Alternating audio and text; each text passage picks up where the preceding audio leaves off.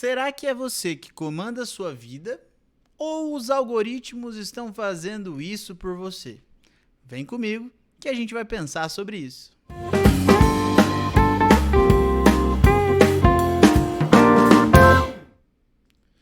Queridos e queridas, bem-vindos ao nosso podcast Café com Bolacha, o seu podcast de filosofia para provar que boas reflexões cabem sim no tempo de um cafezinho.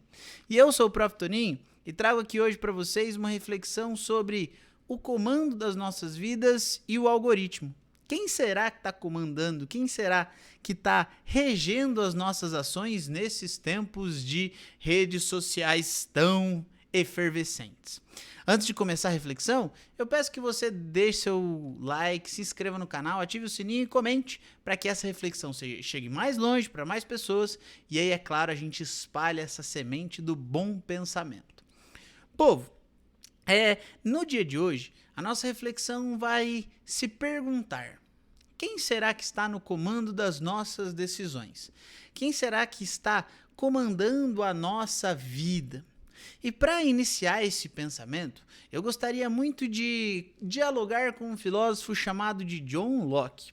Esse filósofo vai nos trazer a ideia de que nós nascemos com uma tábula rasa, ou seja, nascemos como uma folha em branco, sem conhecimento algum. E esse nosso conhecimento vai sendo adquirido mediante as nossas experiências com o mundo. O que são as nossas experiências? São os contatos, ou seja, a partir do tato, do olfato, do paladar, audição e visão, eu trago as informações do mundo exterior para o meu interior. Essa corrente de pensamento que não cessa aí no John Locke, que se estende a Francis Bacon, David Hume e tantos outros, nós chamamos de empirismo, ou seja, é a corrente filosófica que acredita que o conhecimento humano vem a partir dos sentidos, das nossas impressões, das sensações que temos em relação com o mundo. Um outro filósofo muito importante, que não é empirista, é criticista, porque ele dá uma aprimorada nisso tudo, é um cara chamado de Immanuel Kant, que vai falar pra gente o seguinte: beleza, nós adquirimos sim o conhecimento a partir do contato com o mundo. Só que esse contato com o mundo só encontra sentido porque dentro do nosso aparelho cognitivo existem categorias, ou seja, existem capacidades humanas de organizar essas informações em conceitos. Isso vai falar: ô professor, mas você não começou falando de algoritmo? De onde veio essa ideia de falar de conhecimento e como eles chegam até nós? Então, eu não sei se você percebeu a conexão entre o Kant e o Hume aí, mas entre o Kant e o Locke, perdão, mas é a capacidade que o ser humano tem de adquirir e assimilar o mundo fora dele a partir das experiências, a partir do contato. Então quer dizer que o seu pensamento será maior tanto quanto mais experiências você tiver com o mundo fora de você. Então, se você tiver comido apenas 2 pratos diferentes na sua vida toda, vamos imaginar aí arroz, feijão e bife, e do outro lado lasanha, o seu rol de escolhas vai ficar sempre restrito a arroz, feijão e bife ou lasanha. Não que isso seja ruim, mas você entende como existem milhares de opções de comida que podem fazer diversos efeitos no seu próprio corpo e que poderiam ser escolhidos de uma maneira ou de outra simplesmente pelo fato de você considerá-los. Mas como você não teve contato com eles, você vai desconsiderá-los, reduzindo a sua capacidade de visão de mundo a apenas 2 pratos. Quando a gente fala de comida, parece simples, né? Ah, beleza. Comida, não teria nenhum mal comer só arroz, feijão ou lasanha. Mas então, e quando a gente fala, por exemplo, sobre música? Se você só ouviu a banda X e a banda Y, ao ser perguntado sobre música ou ao ter uma conversa sobre música, o resultado é que você considerará apenas essas 2 bandas que você já ouviu. E qualquer outra banda que aparece aí como diferente, você recusará ou não entenderá como música, ou talvez até não entenderá como música boa. Aqui então a gente começa a caminhar para os famosos preconceitos. Ou seja, você começar a acreditar que conhece algo só pela redução daquela pequena parcela do mundo que você conhece. Então começar a julgar todas as músicas do mundo só a partir das músicas que você conhece. Começar a julgar todas as religiões do mundo só pela que você possui. Começar a julgar todas as cores e credos do mundo só a partir dos que você já viu e teve contato. E nós entramos então em um solo mais político e sociológico aí quando nós emprestamos o conceito de Hannah Arendt de esfera pública. A esfera pública no final das contas, o lugar da expressão humana, onde eu expresso a minha pluralidade. O que é a minha pluralidade? É a minha condição de ser diferente do outro. É a minha capacidade de ser único. De modo que nunca houve, não há e nunca haverá alguém como eu. Então, essa capacidade, a capacidade de ser único, de ser autêntico, só se dá na esfera pública. E para que essa esfera pública valide todas essas diferenças ali, é preciso que os pertencedores dessa esfera pública saibam reconhecer o diferente. Acho que você já entendeu. Se eu tenho uma esfera pública permeada de pessoas que sabem reconhecer o diferente, eu consigo ter uma esfera pública que acolhe todas as pessoas. E é nisso que a Hannah Arendt nos chama para a liberdade. Ou é a partir disso que ela desenha o que significa liberdade. A liberdade, então, é a participação na esfera pública a partir de quem eu sou, a partir da maneira com que eu me executo, com que eu me exercito. Então, se você tem ali pessoas que acolhem a minha condição, eu tenho a minha liberdade garantida. Se eu sei acolher a pluralidade do outro, ele também tem a liberdade garantida. Então, se nós conectarmos esses dois pensamentos, eu só conseguirei garantir a liberdade minha e dos outros mediante um conhecimento maior do mundo, mediante uma experimentação maior do mundo. Isso quer dizer, então, que eu preciso seguir todas as religiões? Não.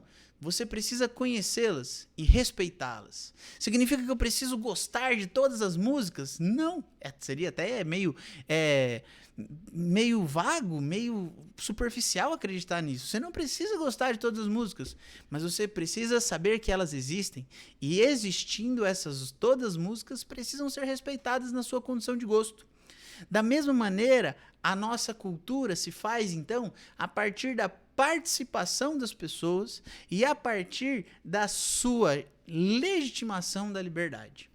O que eu quero dizer é que se a gente para analisar a vida comum só é possível para garantir a nossa liberdade quando todos aqueles que vivem nessa comunidade estão, de fato, aptos a demonstrar a pluralidade e receber a pluralidade do outro de modo a ouvir, debater e respeitar. Só que quando a gente fala de um mundo algoritmizado, ou seja, um mundo que está repleto de algoritmos ditando o que nós veremos nas redes sociais, qual será o próximo post que vai aparecer para mim, quais propagandas e produtos aparecerão para mim, existe um grande problema. Porque o algoritmo vai ler exatamente aquilo que você quer.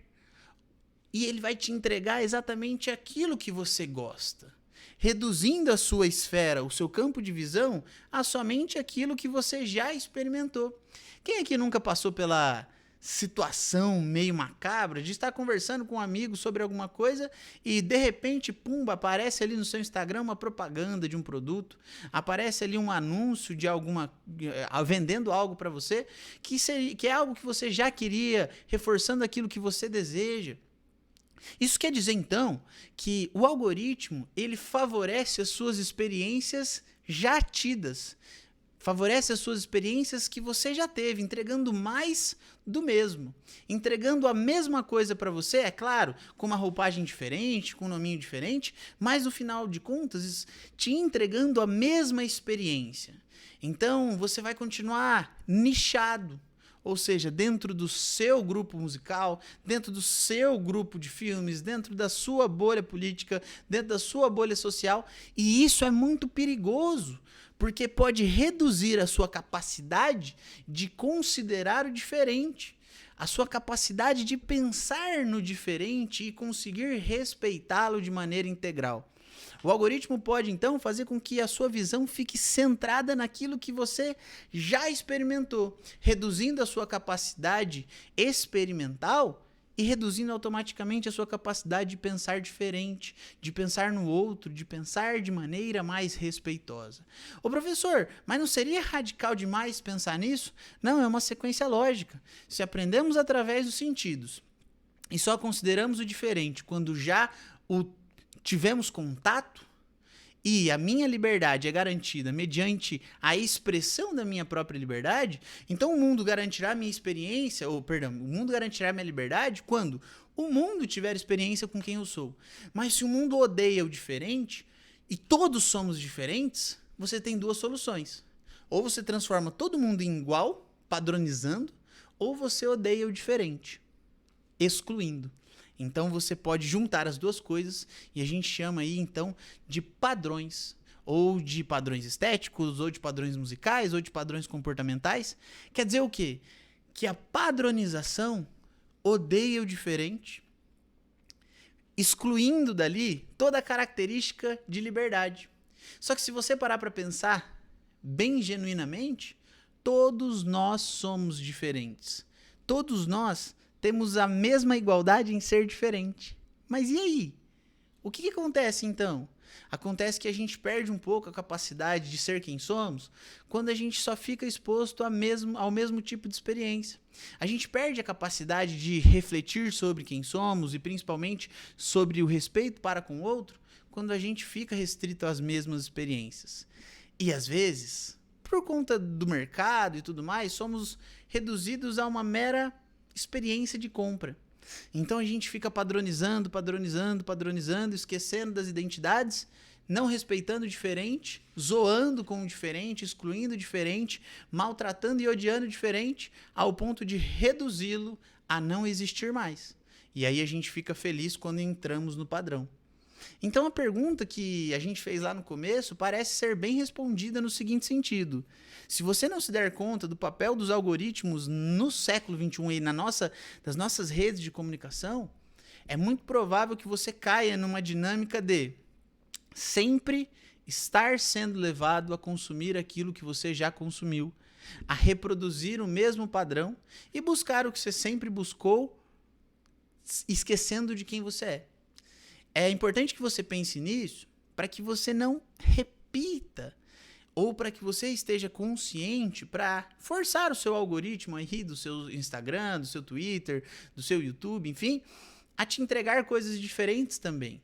Então, pesquisar às vezes uma música que você não gosta, pesquisar às vezes um palestrante que você nunca ouviu falar, assistir um documentário que te parece estranho, ouvir um tipo de música que nunca passou pela sua cabeça, mas tudo isso vai cooperar para que você expanda o seu olhar. E expandindo o seu olhar, você vai conseguir demonstrar melhor quem você é em sua pluralidade e respeitar melhor quem te entrega a pluralidade dele, gerando assim mais liberdade. E aí, estando ciente que quem conduz a sua vida é você mesmo.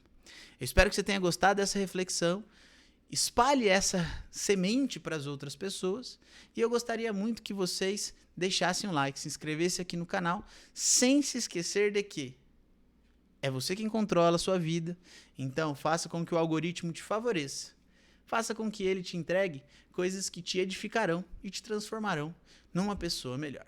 Queridos e queridas, muito obrigado, fiquem com Deus, tamo junto, até mais.